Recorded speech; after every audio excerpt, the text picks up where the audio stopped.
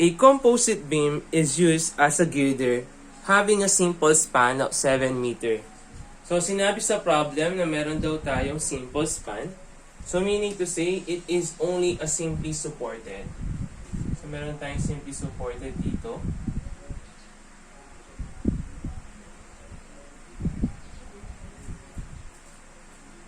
So meron siyang length na 7 meter. It carries a pair of moving loads of 160 kN and 180 kN spaced at 4 meter apart. So dito sa simple span natin, dito sa simply supported beam natin, meron siyang i-carry na dalawang moving loads. So redraw lang natin. Ito natin lagay. So meron tayo dito simply supported beam ulit. So, siyempre, yung simply supported beam natin, meron siyang dinadalang weight ng beam natin. So, that is a uniformly distributed load. Tapos, meron siyang dadalhin dalawang moving loads, which is equal to 160 kN at saka 180 kN na merong space between each other na 4 meter. The girder is made up of W shape on top, of which is fastened a channel section. So, as illustrated, no, nasa taas yung channel section natin.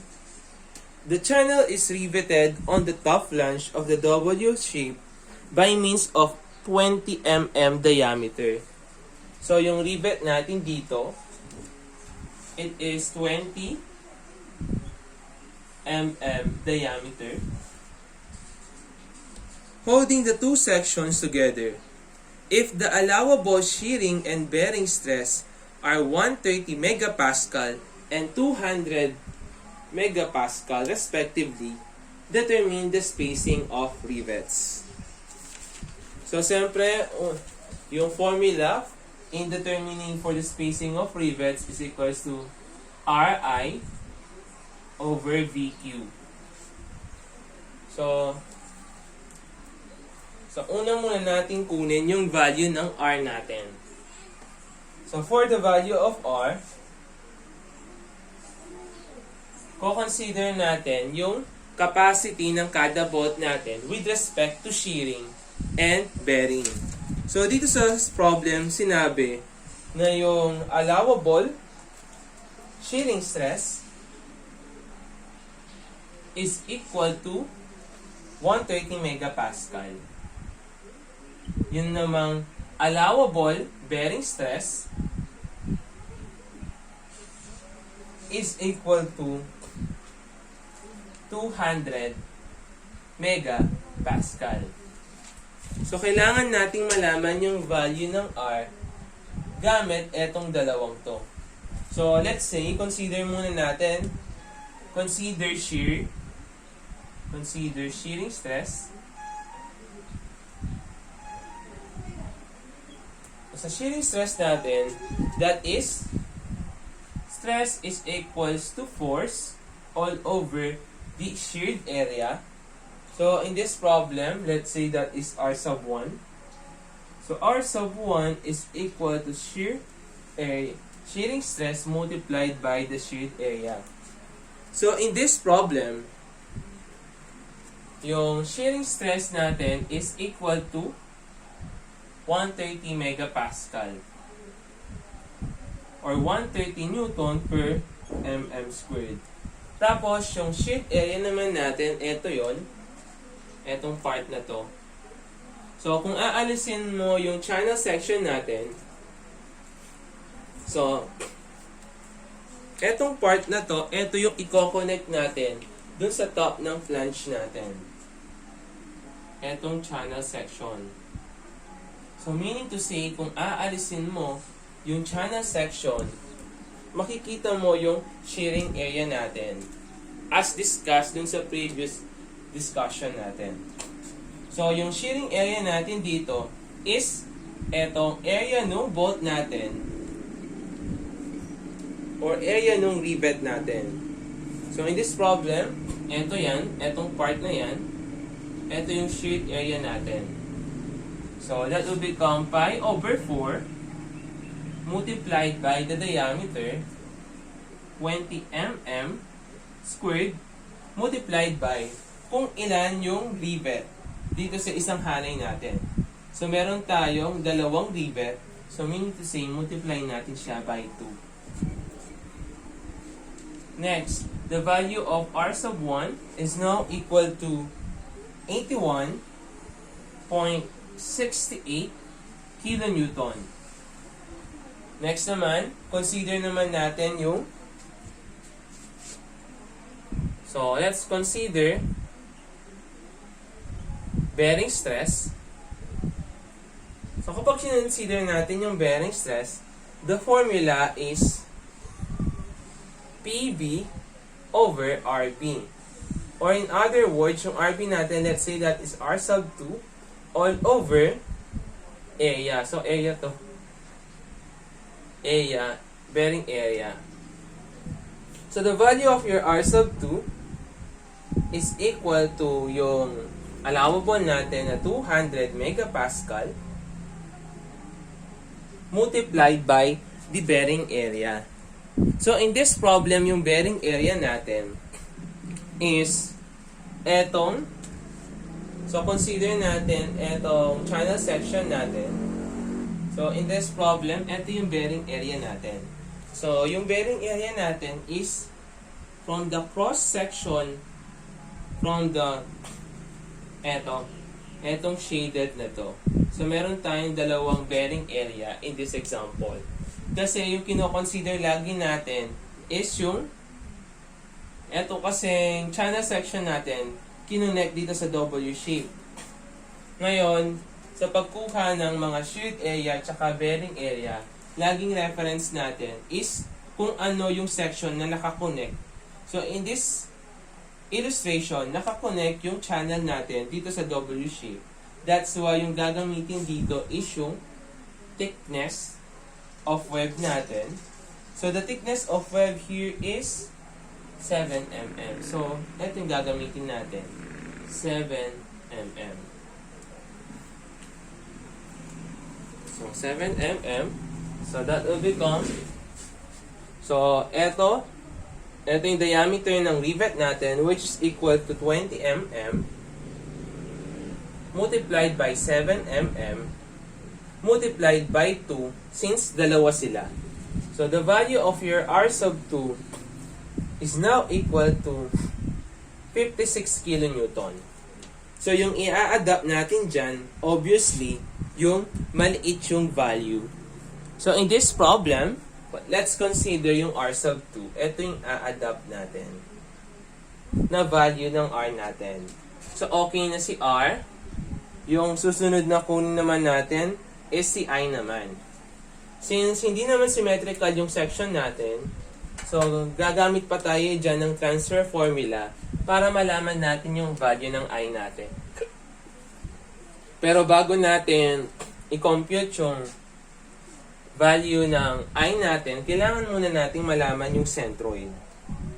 So Y bar is equals to, so let's say yung reference natin dito is yung nasa taas. So let's say this is our reference. Ayan, ito yung reference natin. So dyan tayo yung magme-measure ng mga Y bar natin. So in this problem, consider muna natin yung channel section natin having an area of 3768.75 multiplied by the centroid. So yung centroid natin dito is yung 17.5. Bakit? Kinukuha natin Y bar. Bakit in this example, inadapt natin si X bar? So kung mapansin niyo sa mga channel section natin, so let's say, itatayo natin yung channel section natin.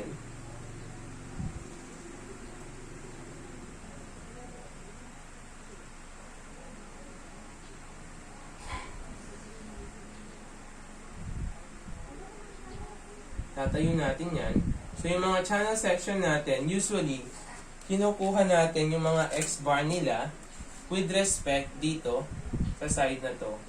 So, from this reference, papunta doon, that is yung x-bar natin.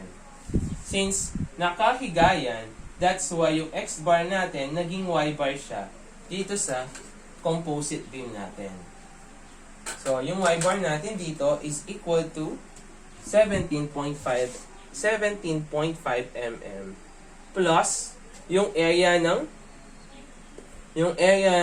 W shape natin, which is equal to 14,712 multiplied by, so ito yung reference natin, so we have 7 plus yung kalahati ng B natin all over yung total area natin, 3768.75 plus 14,712. So we have a value of y bar which is equal to 247.96 mm. So, in our example, yung y bar natin, eto yan. This is our y bar. So, somewhere here, yung y bar natin nandyan.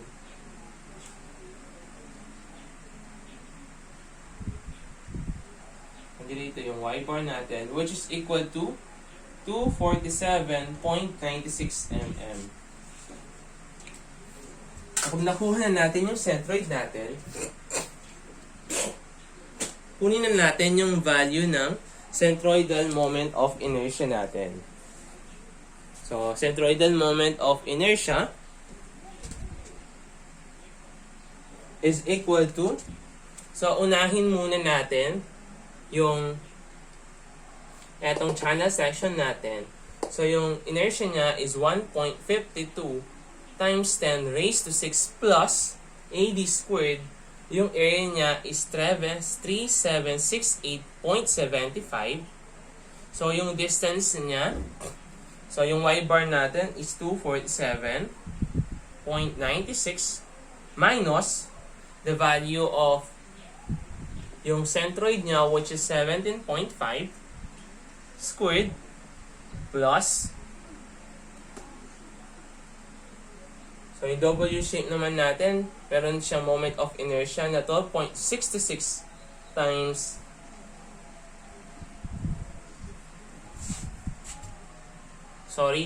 ito pala saan? IX IY yung gagamitin dito. So, yung IX natin dito is etong 871 pala yung gagamitin natin kasi IX. So, in this one naman, ginamit yung IY na 1.52 times 10 raised to 6 kasi nga, nakahiga yung channel section natin. Pero kung nakatayo yung channel section natin, gagamitin natin yung IX. So, gamitin natin itong 871 times 10 raised to 6 plus yung area niya na 14,712. So, we have yung centroidal niya minus eto. So, we have 7 plus 300. We have 307 squared. So, the value of our IX is now equal to 1123.97 times 10 raised to 6 millimeter to the fourth. So, meron na tayong value ng I natin. So, susunod na kukunin natin is yung value naman ng V natin. So, yung V natin dyan, kino-consider natin is yung V max natin.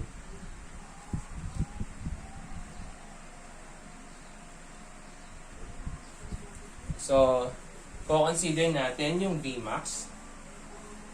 So, para ma-solve natin yun, so dito para makuha yung Vmax, simple lang naman yung gagawin natin. So, since meron tayong moving loads, yung pinakamataas na magnitude ng moving loads, ilalagay natin siya dun sa isang dulo sa support natin. So, in this problem, let's say, ilagay natin sa dulo si 180 kN. So, lagay natin dito si 180 Tapos dito naman, ilagay natin si 160 kilonewton na merong spacing na 4 meter. So let's say this is A and B. Tapos kunin natin yung mga reactions acting on the supports. Kung saan nakatutok yung malaking load, yun yung value ng Vmax natin. So in this problem, yung value ng Vmax natin, yun yung R sub B. So, para makuha yung R sub B, so summation moment at A is equals to 0. So, let's say, counterclockwise is positive. So, counterclockwise, so we have RV multiplied by 7 minus yung 160 natin times 3. So, meron siyang moment arm na 3. Plus, yung 180 kilonewton natin na merong moment arm na 7. So, minus pala yun. Minus yung weight ng beam natin. So, dito sa problem, so balikan lang natin yung table. Yung weight ng beam natin for the W shape is 119.3 kilogram meter per meter. Plus, siyempre, eto ding bigat naman ng channel section natin na merong 30.86 kg per meter. So, etong mga to, i-divide natin yan by 9.81 para maging Newton per meter. Tapos,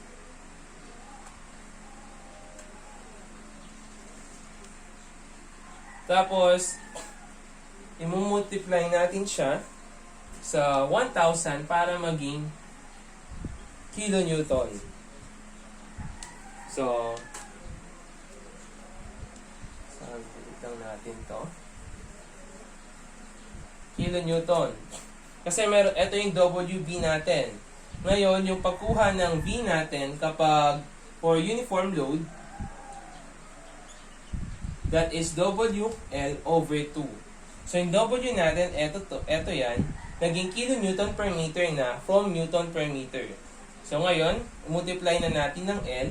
So, meron tayong L dito, which is equal to 7.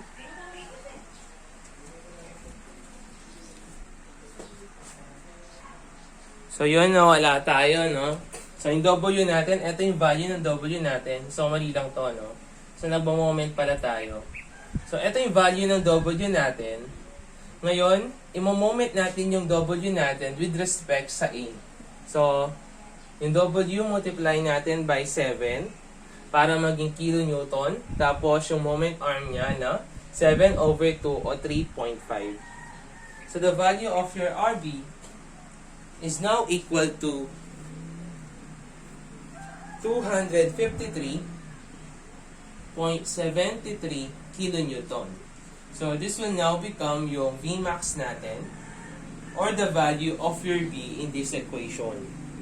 So, susunod naman is kunin naman natin yung value ng Q natin. So, meron na tayong value ng R. Ito yan. Yung value ng I. Value ng V. So, last na lang is yung value ng Q natin. So, in this example, kung mapapansin ninyo, etong channel section natin, ito yung kinonect natin sa top ng W shape natin. So, meaning to say, yung area ng channel section natin, yun yung imo-moment natin with respect to the neutral axis. So, yung area ng channel section natin is equal to 3768.75. Ngayon, eto, imo-moment natin siya with respect to the neutral axis. So, yung neutral axis natin, that is 247.96. Simula dito sa dulo. Minus yung X bar nung channel section natin, which is equal to 17.5. Or minus dito sa centroid niya na 17.5. So we have a value of Q which is equal to 868.55 times 10 raised to 3 cubic mm. So in this problem, in determining for the statical moment area, lagi niyong i-consider yung kung ano yung nakakonect dun sa material natin. Since sa W shape, no, yung nakakonect sa kanya is yung channel section natin. Yung channel section lang yung imo-moment natin with respect to the neutral axis. So meron na tayong values. So gamitin na natin yung equation. So yung R natin is equals to 56,000 Newton multiplied by yung I natin is 1123.97 times 10 raised to 6 millimeter to the fourth. Yung V natin is equal to 253.73 times 10 raised to 3 Newton multiplied by the Q of 868.55 times 10 raised to 3 cubic millimeter. So the value of your spacing is now equal to 285.61 mm. So yung spacing natin, no, according to AISC specification, spacing must be less than or equal to 150 mm. So, according yan sa AISC specifications. So, kung nag-exceed sa 150 mm, since yung 285.61 natin, greater than siya sa 150 mm, yung i-adapt natin na value is yung 150 mm. Kasi yan yung standard sa AISC. So, this will now become our answer.